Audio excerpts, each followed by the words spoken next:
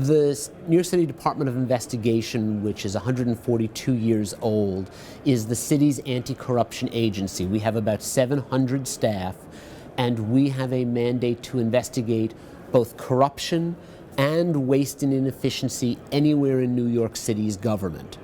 We have by law access to every scrap of paper produced by any government official anywhere. The Department of Investigation has a long collaboration with UPAC. They were some of the first folks who reached out to me, in fact, when I became commissioner 2 years ago. And I think that, that we've had a long history of working with UPAC.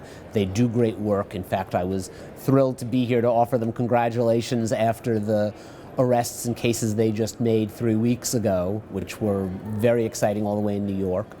But one of the most important things in public corruption work is making sure that all the public corruption agencies talk to each other. And given our long history with UPAC, I was thrilled to come on out here and talk.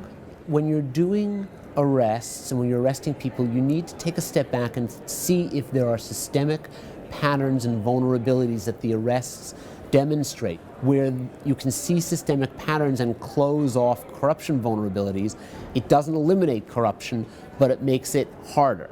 You can't sort of celebrate a victory and go home. You need to be constantly monitoring. You measure success a lot of ways. Obviously, to some extent, you can measure it in arrests.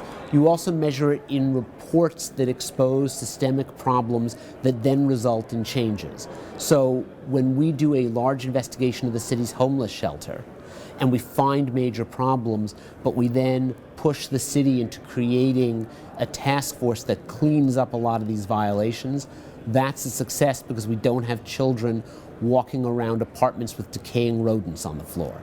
That's a success.